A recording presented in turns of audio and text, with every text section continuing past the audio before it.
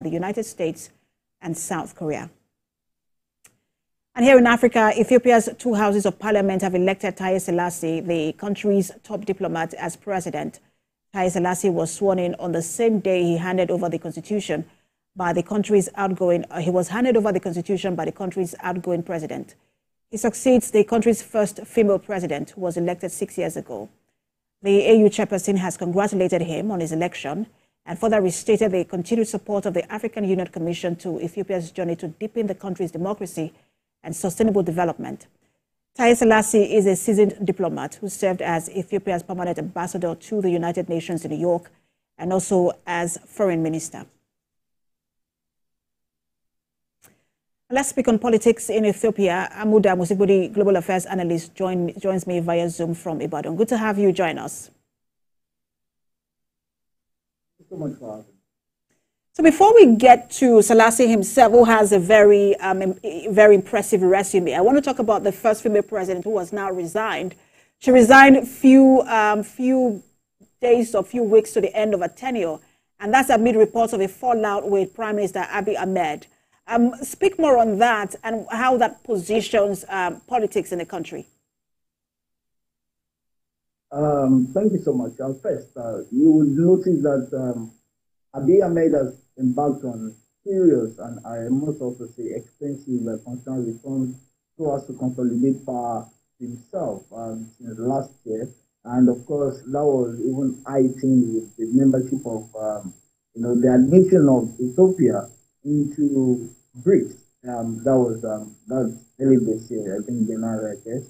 And now Abiy Ahmed is becoming extremely powerful. In fact, some have said that he's becoming an autocrat because there is this concentration of power on him. And that makes the position of president more or less ceremonial. And a lot of other those have been, that are usually assigned to that office are now being taken away. So what we have had, particularly with the outgoing president, is a situation where power is whittled down, and one would not expect so much to be done from Taye Selassie as we have it. But then one will give it to the outgoing president for raising the bar. Being the first female prime minister, female president in Ethiopia, of course, concentration on girl education and a whole lot of, raising gender equality within the Ethiopian state, and of course, advocating more of it within the Horn of Africa, is something that is highly commendable. So, while she is done, the legacy that she leaves or she has left behind will definitely leave after her. And interesting, you mentioned that the presidential or the presidency in Ethiopia is highly ceremonial. Executive power is vested on the prime minister. And for Taye Selassie, because of that ceremonial nature of his office, would he be able to make any significant policy change? Well, in all sincerity, I do not think that Taye Selassie will be able to make any significant change.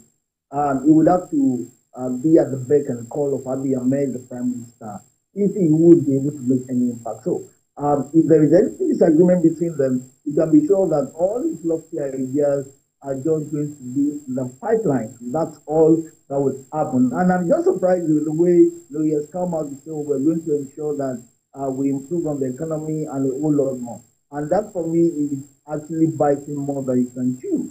Because you occupy an office where little or nothing is given to it, aside being the ceremonial office, nothing is actually attached to that office to bring about or effect those stages is, promising. So I did not see Taye Selassie being able to do anything beyond being an appendage of the Prime Minister, Abiy Ahmed. And you just referenced his first speech. In that speech also, he talked so much about peace.